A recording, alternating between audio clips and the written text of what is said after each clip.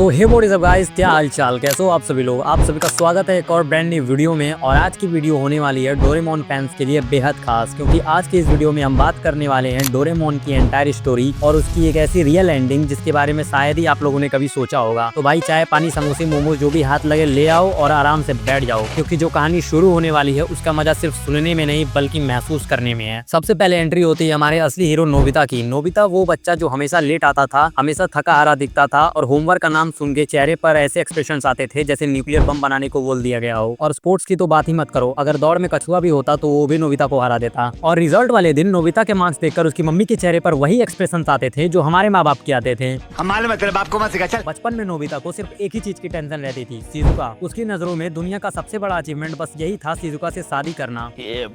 लेकिन वक्त बीतता गया, नोबिता 25 साल का हो गया और फिर आया वो पल जिससे हर इंसान डरता है, रियलिटी चेक। ना नौकरी, ना पैसा, ना कोई फ्यूचर प्लान। और ऊपर से ट्विस्ट ये है कि उसकी शादी शिजुका से नहीं बल्कि जैको से हो जाती है। कुछ साल बाद जिस कंपनी में नोबिता काम करता था वो बंद हो गई और उसने सोचा चलो खुद की कंपनी खोलता हूँ। लेकिन जैसा कि हम लोग जानते हैं, जो लड़का दो का टेबल ठीक से नहीं याद रख पाए वो अकाउंट्स कैसे संभालेगा। और इसका रिजल्ट ये निकला कि कंपनी डूब गई और उसके ऊपर करोड़ों का कर्ज हो गया। और साथ ही जैको ने भी उसका साथ छोड़ दिया। 30 साल का नोबिता पूरी तरह से टूट चुका था और एक दिन उसने बिल्डिंग की छत से छलांग लगा दी। वो गिरा, खून बहा, लेकिन किस्मत का मजाक देखो, नोबिता मरा नहीं बल्कि वो कोमा में चला गया। हॉस्पिटल के बेड पर नोबिता का शरीर पड़ा था, लेकिन उसके दिमाग में एक नई दुनिया चल रही थी। उस इमेजिनेशन की दुनिया में उसके सामने आया शेवासी, और शेवासी के साथ था एक छोटा सा नीला रोबोट डोरेमोन। शेवासी ने नोबिता को बताया कि उसका फ्यूचर कितना बर्बाद होने वाला है और इसीलिए वो डोरेमोन को उसके पास छोड़कर चला गया। वहीं से शुरू हुई वो दोस्ती जो हमने सालों तक देखी। डोरेमोन और नोबिता साथ में मस्ती करते, गैजेट्स निकालते, जियान से पिटते और शिजुका के साथ मस्ती करते।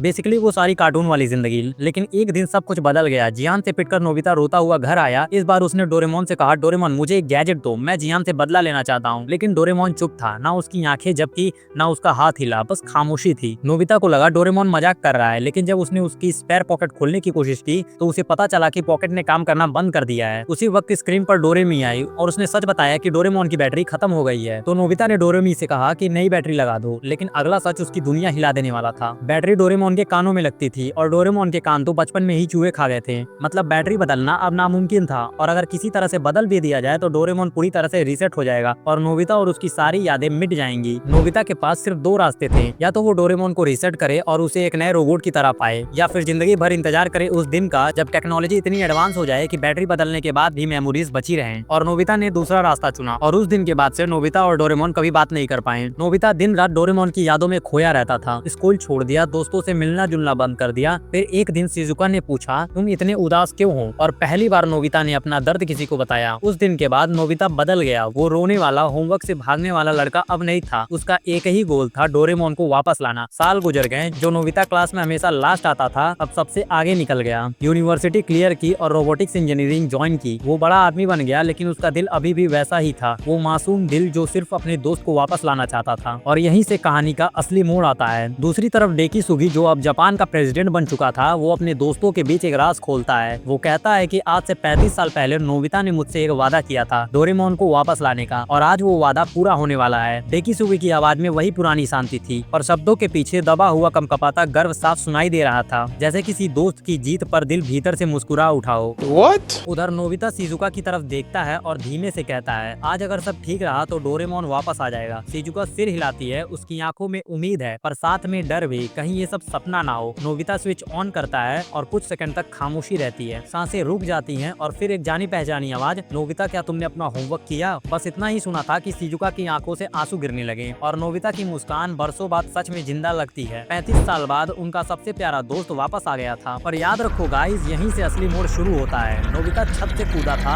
और तब से वो कोमा में था, और अभी तक आप जो कुछ भी सुन रहे थे वो सब उसके दिमाग में चल रही एक लंबी सी इमेजिनेशन थी। एक ऐसी दुनिया जहाँ हर बात उसकी उम्मीदों के हिसाब से हो जाती है। लेकिन जैसे ही उसके सपने में डोरेमोन वापस आता है, एक चमत्कार होता है। मॉनिटर की बीप तेज हो जाती है और नोबिता अचानक से आंखें खोलता है। होश में आते ही वो घबरा कर बोलता है, डोरेमोन डोरेमोन तुम कहाँ हो? रियलिटी और इमेजिनेशन के बीच की पतली सी लाइन उसके लिए टूट चुकी थी। उसे यकीन था कि डोरेमोन सच है और वो कहीं गया ही नहीं, बस थोड़ी देर के लिए खो गया था। यही यकीन उसके अंदर की आग बनता है। कोमा से बाहर आए 5 साल हो चुके हैं, अब वो 35 का है, पर अब पुराना नोबिता नहीं। अब वो रोने धोने वाला नहीं, भागने वाला नहीं। अब वो उसी बात पर अटका नहीं रहता कि किसने क्या कहा। अब उसका एक ही मकसद है, मेहनत। वो उसी समय पढ़ाई में कूद पड़ता है। रोबोटिक्स, एआई, इलेक्ट्रॉनिक्स, जितनी भी किताबें हाथ आती हैं सब घोल कर पी जाता है। उसके दोस्त पूछते पूछते हैं कि अचानक से ये कौन सा टर्बो लगा लिया। नोबिता हंसकर टाल देता है, बस इस बार होमवर्क सच में करना है। 10 साल बीतते हैं, वो एक साइंटिस्ट बन चुका है। 20 साल और गुजरते हैं और वो एक टाइम मशीन बना देता है। हर साल एक नया गैजेट और हर साल एक नई कामयाबी। अब वो 70 का हो चुका है, लंबी दाढ़ी, थकी आंखें, पर इरादा अभी भी स्टील जैसा। और एक अजीब सी बात है, उसे डोरेमोन का चेहरा याद नहीं रहता। नीला रंग, गोल मटोल शरीर, लाल घंटी, सब धुंधला हो चुका था। बस एक बात साफ है, डोरेमोन उसके लिए दोस्त का दूसरा नाम है। यही जुनून उसे एक बड़ी फैक्ट्री खड़ी करने पर मजबूर करता है, मात्सुशिबा रोबोट फैक्ट्री। पहले ये लोग केयर टेकर रोबोट बनाते थे। धीरे धीरे कॉम्प्लेक्सिटी बढ़ती है, ह्यूमन और रोबोट्स के बीच की दीवार पतली हो जाती है और एक दिन समय अपना काम कर देता है। बुजुर्ग नोबिता अपनी मशीनों के बीच शांति से आंखें मूंद लेता है। उसकी ये पूरी जिंदगी एक ही वाक्य को सच करने में लग गई, डोरेमोन को वापस लाना। अब कट होता है 22वीं सदी पर, लगभग 100 साल बाद। वही फैक्ट्री अब और भी बड़ी हो चुकी है। असेंबली लाइनों पर एक एक करके रोबोट बनते जा रहे हैं। हैरानी की बात यह है कि उनका शेप कुछ कुछ डोरेमोन जैसा है, बस अलग रंग है और उनके कान मौजूद हैं। उधर टाइम पुलिस कुछ गुंडों का पीछा कर रही होती है और उन गुंडों की शिप से एक बिजली निकलकर सीधा एक रोबोट पर आकर गिरती है और वो रोबोट कोई और नहीं बल्कि अपना प्यारा डोरेमोन होता है। उसका फ्यूज उड़ चुका होता है। फिर उसे सुधारने के लिए रोबोटिक्स स्कूल में भेजा जाता है। वहाँ उसे एक बच्चा खरीद लेता है और वो भी उसे गलती से खरीदता है और उसे जो खरीदता है वो शेवासी होता है और शेवासी नोबिता के पोते का पोता होता है। डोरेमोन अब शेवासी के साथ रहने लगता है। जब तक शेवासी बड़ा नहीं हो जाता तब तक डोरेमोन उसके लिए केयर टेकर भी है और दोस्त भी है। और फिर वो पल आता है जिसका इंतजार था। डोरेमोन को पास्ट में भेजा जाता है, छोटे नोबिता के पास। पास्ट की एक टाइमलाइन में जब नोबिता ने टाइम मशीन बनाई थी तो वो अपने हर एक डिसेंडेंट से मिलता है। उसने जीनियोलॉजी के चैप्टर को प्रैक्टिकली जी कर देखा और फिर वो शेवासी के पास पहुंचा। उसने शेवासी को एक बात बताई कि मैं चाहे शिजुका से शादी करूं या फिर जैको से, तुम्हारा पैदा होना कंफर्म है। फैमिली ट्री का ये नोड फिक्स है। अब हमें बस ये इंश्योर करना है कि डोरेमोन इसी समय में बने और फिर तुम उसे मेरे पास्ट में भेजो ताकि मेरा बचपन भटके नहीं और मैं उसी रास्ते पर चलूं जो दुनिया को बदलने वाला है। यहाँ लोग अक्सर पूछते हैं कि टाइम पुलिस कहाँ थी, उन्होंने नोबिता के टाइम ट्रेवल पर रोक क्यों नहीं लगाई? क्योंकि अगर पास्ट में कोई भी छेड़खानी करें तो अलग अलग मल्टीपल टाइमलाइंस क्रिएट हो रही थी, जिसकी वजह से अनेकों यूनिवर्स बन रहे थे और टाइमलाइन अनस्टेबल हो रहा था। तो सुनो, टाइम पुलिस सीसीटीवी की तरह सब कुछ देख रही थी और उन्होंने दखल नहीं दिया क्योंकि हर बार हर टाइमलाइन में एक बात कॉमन थी, नोबिता किसी न किसी तरह से एक बड़ा साइंटिस्ट बनेगा और शेवासी का जन्म फिक्स रहता है। डोरेमोन के गैजेट्स हर बार एक नई टाइमलाइन बनाते थे, कहीं छोटी कहीं बहुत बड़ी, पर अंत में सब टाइमलाइंस एक ही सिंगल लाइन में मर्ज हो जाती थी। और नोबिता ही वो आदमी था जो 22वीं सेंचुरी को इतना एडवांस लेवल पर पहुंचा सकता था। इसीलिए टाइम पुलिस नोबिता को टाइम ट्रेवल करने पर कभी नहीं रोकती थी। और यही छुपा है सबसे बड़ा रहस्य। जब जब उस प्राइम टाइमलाइन में नोबिता कोमा में पड़ा, उसकी कॉन्शियसनेस पैरेलल टाइमलाइन वाले नोबिता के साथ लिंक हो गई। एक टाइमलाइन का एक्सपीरियंस दूसरी टाइमलाइन के दिमाग में बीज की तरह गिरता गया और वही बीज पेड़ बनकर डोरेमोन की क्रिएशन तक पहुंचा। मतलब डोरेमोन था भी और नहीं भी। वो है इसलिए क्योंकि किसी टाइमलाइन में उसे बनाया गया और नहीं है इसलिए क्योंकि किसी टाइमलाइन में वो सिर्फ एक जिद, एक याद, एक सपना था। तो गाइस, यही थी डोरेमोन की एंडिंग, डार्क, लेयर्ड और थोड़ी सी दिमाग हिला देने वाली। जब पहली बार मैंने इस एंगल को सोचा तो सच बताऊं मेरा दिमाग घूम गया। अब आप मुझे बताइए कि आपको ये डोरेमोन की एंडिंग कैसी लगी। और हाँ, अगर आपने अब तक मुझे सब्सक्राइब नहीं किया है तो जल्दी से कर दो। तब तक के लिए टाटा, बाय बाय।